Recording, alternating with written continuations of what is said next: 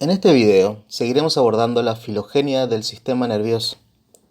Es importante recordar que estamos trabajando con tres bibliografías bases, dos caracterizadas por los autores Curtis, que es la biología, y un documento de cátedra que nos permite ir recorriendo este proceso histórico del sistema nervioso para luego abordar la ontogenia del sistema nervioso cuando miramos sus particularidades. En este proceso de la evolución del sistema nervioso, se han hecho los esfuerzos para entender nuestro sistema que nos ha llevado a estudiar a otros animales. De hecho, compartimos muchas características biológicas y conductuales de todos los animales y por tanto entender cómo funciona nuestro sistema nervioso nos puede ayudar a entender cómo funciona el nuestro. Hay que tener presente que a pesar de las similitudes, hay aspectos en los sistemas nerviosos son muy simples e incluso aspectos que diferencian significativamente de los nuestros. Por eso, tenemos que empezar con una pregunta de la ley de Haeckel. ¿La ontogenia recapitula la filogenia? Esta pregunta o interrogante nos llevará a trabajar a lo largo de todo el proceso de ¿qué entendemos por filogenia? La filogenia es la historia de la evolución de la especie. La filogenia es una disciplina dentro de la biología que estudia la evolución de las diferentes especies. Para comenzar a abordar esta pregunta, empezaremos a desarrollarlo la filogenia del sistema nervioso en los invertebrados. Particularmente, empezamos con una especie que son los poríferos. Estos animales tienen un sistema nervioso sumamente elemental. Ahora, es importante, digo elemental, pero no digo básico. Para empezar a retomar la importancia de cada animal dentro de su contexto y la demanda del medio puede resolver esos estímulos para su supervivencia. Seguimos con los poríferos. Están constituidos por efectores aislados que responden directamente sin necesidad de asociarse a receptores.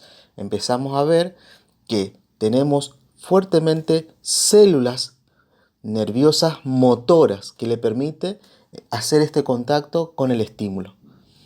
También no poseen células u órganos nerviosos definidos, como lo veremos en otros organismos. Ahora, si seguimos en este proceso, para empezar a ver la filogenia en nuestro sistema nervioso, los nidarios empezarán a ver con esta imagen cómo esas células nerviosas motoras van teniendo otra representación. Presentan ya una red de células sensoriales llamados plexos nerviosos. Si uno mira en la imagen, como pueden ver en cada representación, esa célula va teniendo contacto a través de red, tanto en la parte inferior y superior, esas conexiones. Estas redes nos permiten ir diferenciando a lo que vamos a tener nosotros en los organismos superiores, humanos particularmente, lo que son nuestros axones y nuestras dendritas. Aquí vemos ya cómo fue evolucionando estas dos estructuras que forman parte de nuestro sistema nervioso central. Ahora, las sinapsis no son unidireccionales en estos organismos invertebrados, como los cuales requiere un estímulo. Siempre este estímulo va a estar externo al organismo y busca responder a la demanda que esté en ese contexto. Ahora, pasamos a organismos de tierra, como es el sistema nervioso de la planaria. Aquí es muy interesante empezar a reconocer que si nosotros miramos las estructuras, en la parte superior empieza a haber esta pseudocefalización.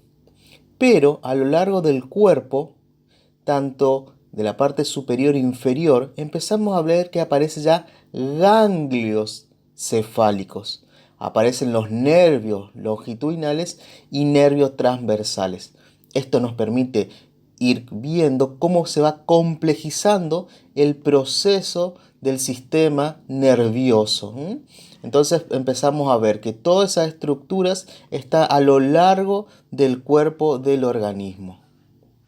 Ahora, si miramos este mismo proceso dentro de los insectos, veremos que la estructura de la cefalización se va cada vez más marcando y señalando en la parte superior del organismo. Aquí vamos a ver en color morado toda la parte ventral, cómo esos ganglios se van formando en la parte ventral, y un color mucho más marrón empezamos a ver en su parte más dorsal lo que es el aparato circulatorio. Aquí empezamos a ver la definición de las estructuras que conforman a este organismo. Si nosotros vemos particularmente cuando miramos el insecto, cómo se marca a la estructura de la cefalización diferentes terminales sensitivas, como las terminales ópticas, con las terminales sensitivas de la recepción, la forma más ganglionar, cómo está mucho más marcado en los insectos. Ahora, si tomamos esas mismas características, podemos mirar en los moluscos cómo los ganglios cerebrales se van determinando. Estos ganglios le permiten el contacto y la recepción del estímulo externo y el procesamiento de los mismos. Aquí fuertemente empezamos allá a denotar células nerviosas sensitivas y células nerviosas más motoras. Ambas permiten la supervivencia de este organismo y el desplazamiento de él. Aquí empezamos ya a usar la palabra nervios en las terminales motoras que le permite el desplazamiento en los tentáculos. Si miramos esta particularidad de esta evolución de esta célula nerviosa, tenemos que reconocer lo que son los equinodermos, que son las estrellas de mar. Cuando uno recorrió el mar o fue a alguno de Mar del Plata u otro lugar, pudo haber encontrado en las costas a un equinodermo. Aquí está bien definido ya los anillos nerviosos. Fíjense cómo fuimos hablando de células nerviosas motoras, sensitivas, ganglionares, el conjunto de ganglios. Empezamos a hablar de los nervios, ahora empezamos a recorrer el anillo nervioso perisofágico que va a tener esta estructura. Esta estructura que va a estar conformado ya a lo largo de todas sus terminales nerviosas, ya por estos anillos nerviosos que permite mayor recepción del estímulo y mayor respuesta a las demandas que así lo lleva al medio. Con este cuadro de doble entrada queremos mostrar cuáles son estas características particulares de lo que venimos abordando en el tema. Los nidarios vamos a tener que sus contactos sinápticos que forman los plexos nerviosos, sinapsis en todas direcciones. Los platelmitos tienen neuronas sensitivas, motoras y de asociación, sinapsis unidireccionales, organización cefalocaudal, dos cordones nerviosos longitudinales unidos a intervalos ganglionares. Quiere decir que a lo largo ya toda la parte más ventral, esta unión ganglionar que permite ya la comunicación y el proceso de información del estímulo. Los anélidos, a diferencia, tienen un extremo cefálico. Quiere decir que empezamos a esta estructuración del encéfalo. La masa ganglionar dorsal, toda la parte superior del organismo, conectado a dos cordones nerviosos ventrales, toda la parte inferior de este organismo, que ya se la puede denominar collar perisofágico. Estos cordones unidos transversalmente presentan ganglios en cada uno de los metameros. En los artrópodos empezamos a ver que es muy similar a la anterior, pero su estructura en escalera o en cerebro, podemos empezar a usar ya este término, se empieza a desarrollar más en cadenas nerviosas, tanto ventrales como dorsales, pero en lo ventral va a tener una estructura mucho más marcada en los órganos de los sentidos. Ahora bien, los moluscos presentan una mayor concentración de ganglios, dos partes de los cordones nerviosos, 4 pares de ganglios conectados por anillos pueden unir formando un cerebro más desarrollado. Y aquí podemos empezar a usar el término de cefalópodos. Y por último, en los equinodermos, el sistema nervioso ya es radial, centrado y marcado en una parte bien determinada y definida, formado por anillos que lo parten en cordones nerviosos a los brazos. No están centralizados. Siguiendo con esta evolución del sistema nervioso en los cordados, es importante que marquemos esto. Hablar del sistema nervioso en los cordados hace referencia al sistema nervioso en los invertebrados. Nosotros vamos a usar el término sistema nervioso cordados por esta cuerda o estructura que forma parte de estos organismos. La imagen quiere mostrar cómo va evolucionando desde un animal como el tiburón, cómo sus estructuras se van definiendo cuando pasamos a un anfibio como la rana, a un ave, a un gato o al ser humano.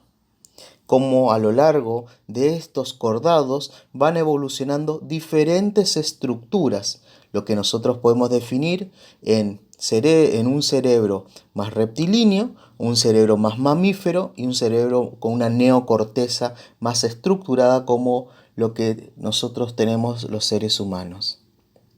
En la filogenia del sistema nervioso, en los cordados particularmente, se puede observar una evolución de sus diferentes estructuras, desde un tiburón hasta el hombre particularmente.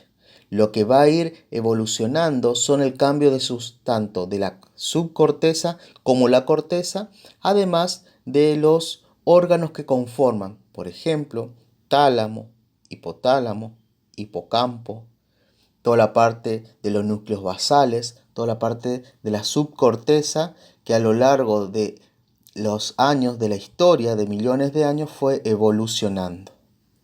Si nosotros miramos esta filogenia del sistema nervioso en los cordados, tenemos que reconocer que esta estructura fue marcándose primero por un paleo-paleo, una estructura que va marcando ya nuestro sistema más mamífero, un arqueopaleo donde estructura una parte importante en la conformación de la memoria y el aprendizaje como el hipocampo.